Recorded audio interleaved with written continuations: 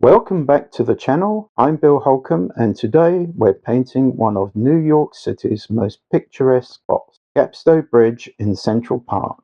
This is a step-by-step tutorial, and there is also a free sketch to download in the description, so it's perfect for beginners and experienced artists. In this lesson, we'll cover essential watercolor techniques, including color mixing for rich autumn tones, wet in wet blending, and dry brush techniques to add texture and depth to your landscapes. So grab your brushes and let's paint watercolors. So I start with my mop brush, clear water wash.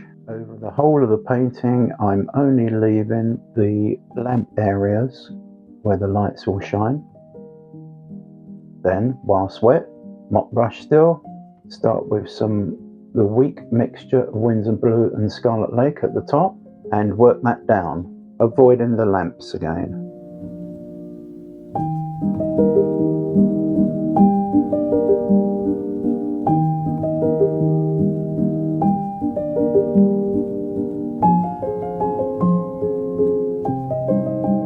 Then, whilst wet, come in with your stronger mixture of the Winsor Blue and Scarlet Lake at the very top, and I've now gone to a number 12 brush to create some blending. I want a misty background for this. That will help the atmosphere, and you'll see that those distant tall buildings are silhouetted in.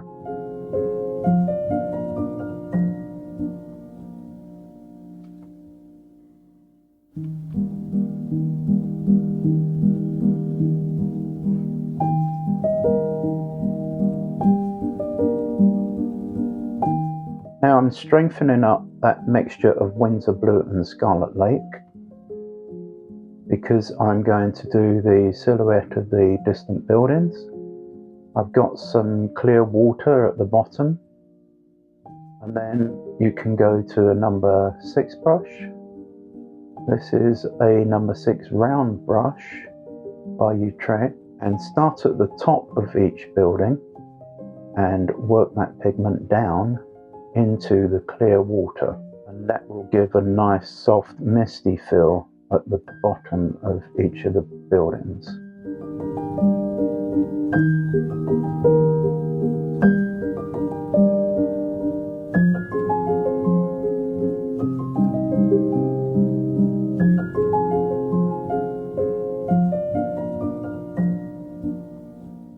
I help as much as possible by explaining the types of brushes and size of brushes that I'm using, but I will add, as I've mentioned in other videos, that they can vary in size according to the make involved. Number 6 in one brand could be smaller or larger compared to another brand. Then I've got some Winsor Yellow mixed up first, and then you see me add in some Winsor Blue in the bottom 2 ones, and a little bit of Scarlet Lake in the lowest one down. Then some Scarlet Lake with Winsor Blue at the top there for a nice orange colour.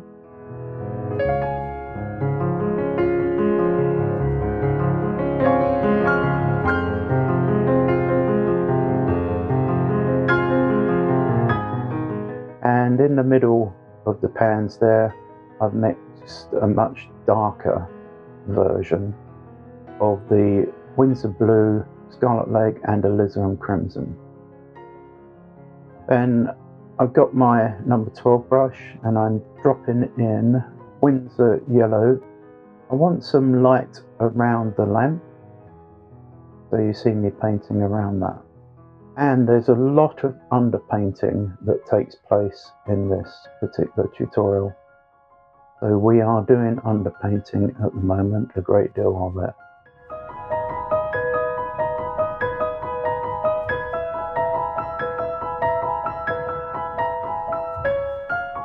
I've avoided the structure of the bridge and the roadway, or pathway I should say.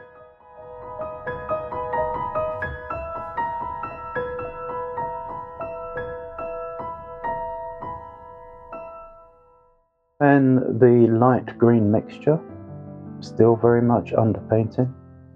just dropped in here and there, breaking it up, making it as interesting as possible rather than one mass of painted area. You could use your number 6 brush for this stage. I'm slightly avoiding some of the structure of the lamp, but it won't matter if you go over some because it's going to be very dark, that very dark metal finish.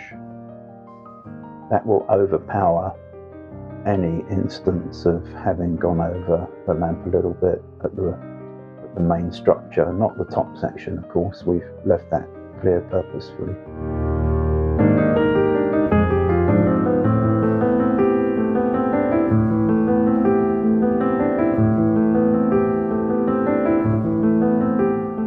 Then I've dropped in a nice orange mixture because we're dealing with an early autumn situation where the trees have been changing, some at a faster pace than others, so we will have variation, and others that would not normally change at all. But once again, you see I break it up as much as possible, keep it interesting. And from time to time you may find yourself, like me, just switching between number 12 brush, number 6 brush, etc. Number 12 for the much larger areas.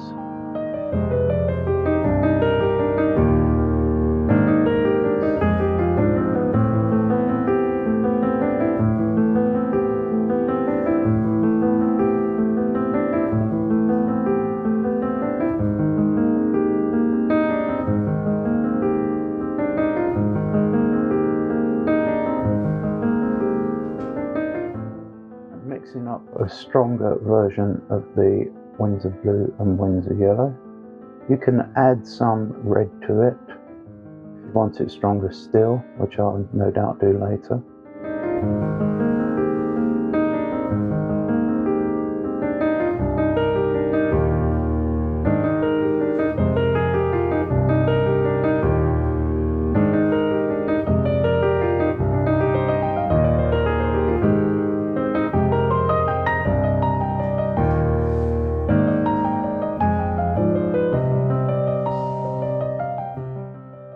Mixed a stronger version of Winsor Blue and some light red or Alizarin Crimson, whatever you wish, to create a brown colour so that I can do the various branches that are coming in from the left and the right side where there are trees, the trunks of which are out of view. And they're coming over and they're effectively almost creating a nice canopy, but framing the painting. Just make those lines as interesting as possible, lots of zigzaggy shapes as the branches do grow in that fashion. Once done, I've got my number 12 brush again and I'm laying in some Winsor Yellow, but in a broken fashion, leaving gaps here and there, still underpainting.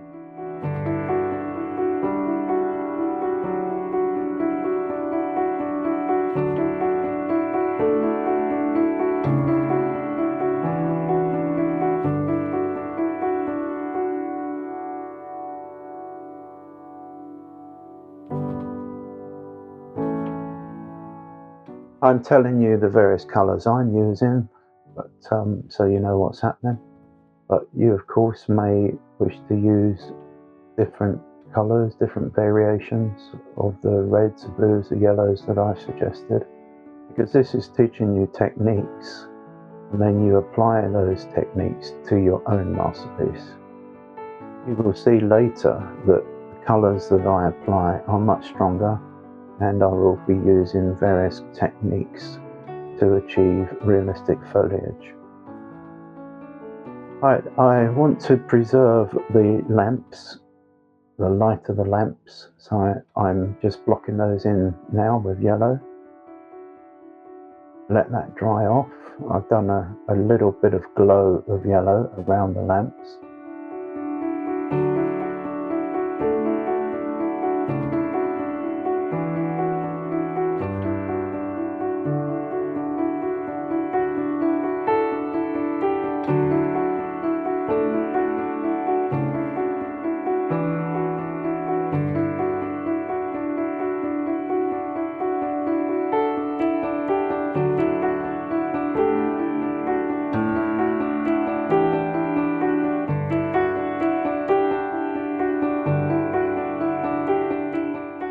We're about halfway through this particular tutorial,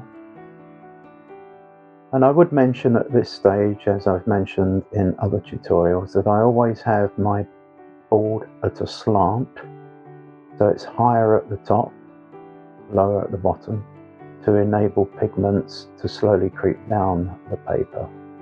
And it's the robust Arches 300-pound rough.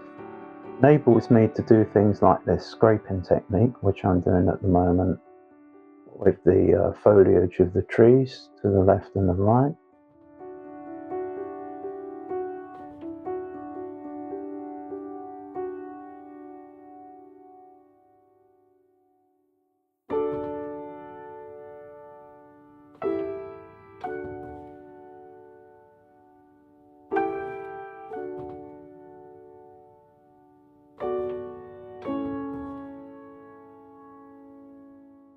Do always have tissue to hand, so that if you've laid down too much pigment, or it's slightly gone over an area that you wanted to preserve, you can quickly dab with clean tissue and take that out, or most of it out. Lots of wet in wet fusing going on with these various trees and bushes to the left and right. And the scraping technique, you see how I'll hold the brush occasionally to achieve that, where it's parallel to the page.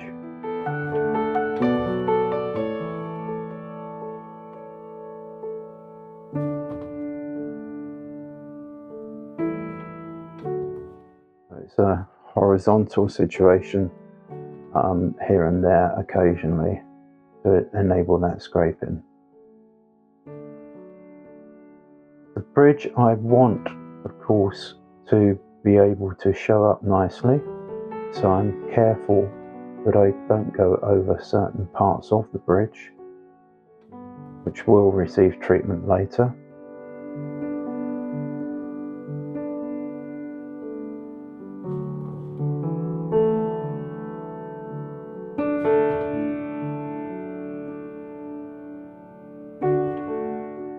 And these railings that are on either side of the footpath, once they're drawn in, you'll see that they help lead the eye into the painting and the principal subject area of the bridge, and the couple walk into the bridge. Using a thin brush here, you can use something like a number 2, nice and thin, for the railings, and of course you'll see that the gap in the vertical sections of the railing gets smaller as it goes into the distance, and that helps the perspective, and that's how it should be anyway.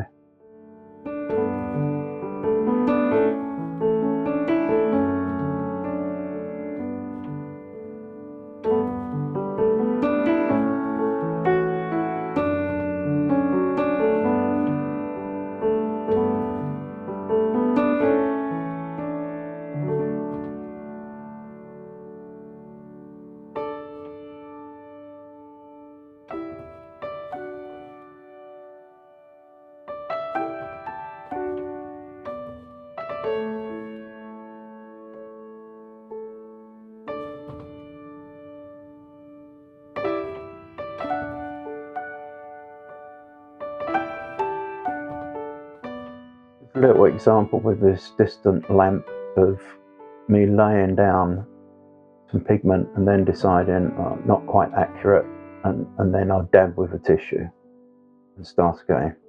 You could choose to dab with a tissue, dry off with a hairdryer, then start again.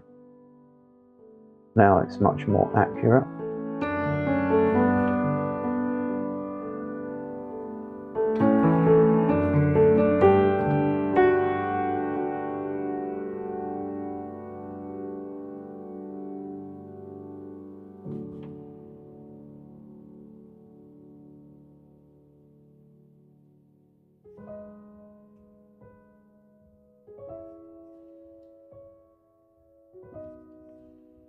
Now with the trees that come in from the left and right, the branches, a little bit more underpainting going on.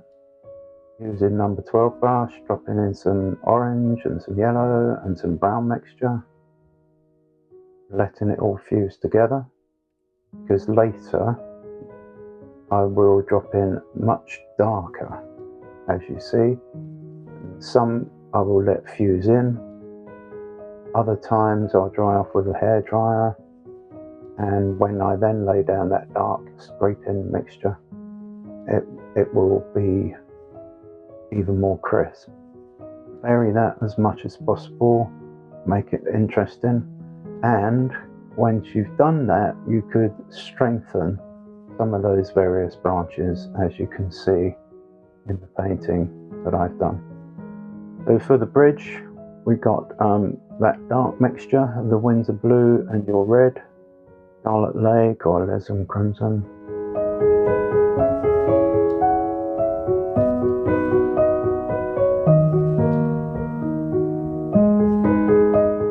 For the footpath, I'll lay down some water, and then I'll drop in some Winsor Yellow with indicating some of the light shining from the lamps. Now on this occasion, for this tutorial, I'm not going to make it highly fussy with lots of different shadow shapes coming over left and right. We're just on this occasion leaving it, and I'm dropping in the scraping technique, some fallen leaves on either side and a few coming in a little way.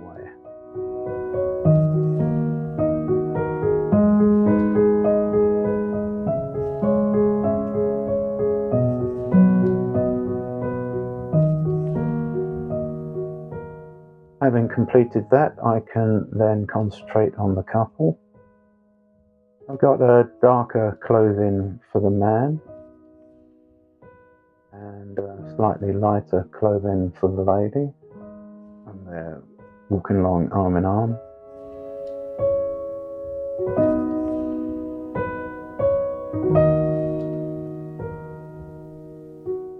And because it's raining, there's water on the ground, a few puddles here and there, there's a little bit of reflection going on, but not too much. Getting right near the end now, so just strengthening up here and there, final details, and there we are. Here's the finished painting of Gapstow Bridge in Central Park, New York.